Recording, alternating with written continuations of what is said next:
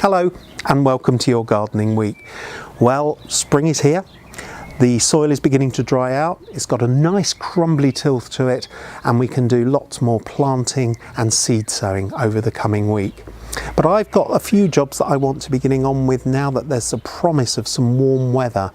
The first one is, as that soil dries out, the new planting that I've done in my rose garden, I really need to mulch around it to retain the moisture at those new plant roots. Otherwise they'll dry out and wilt and won't get their roots down.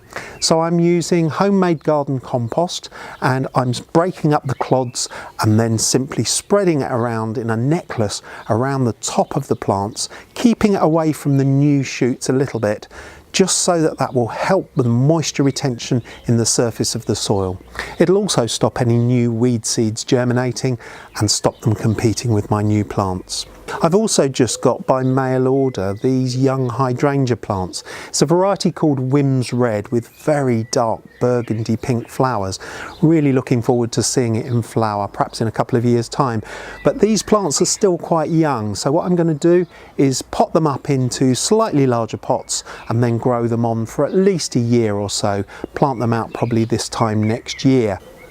So I'm going to pot them up into this peat-free compost. This is one of my favourites. This is a Dale's foot compost, and it's based on decomposed wool and bracken mixed together, and it really does get my plants growing very well. I'm choosing pots that are just slightly larger than the ones they're in at the moment, just big enough so that I can push some compost down around the edge of the pot, and then I'll water them thoroughly and then keep them watered, grow them on in a sheltered place, and as I say, they'll be ready to plant out next year. And then my last job for this week is to get on and sow the courgette seeds. It hardly seems possible that we're just about ready to plant them out in the garden, but first we need to germinate them. Now these seeds are going to go into small square pots, just 1 or 2 seeds per pot. I plant them on their sides because that helps to shed the water so that they don't rot off in the compost. Pop those into the heated propagator and they should be up within the week, ready to plant out in a couple of weeks' time. So there we are, my roundup of things that I'm going to be doing in my garden this week.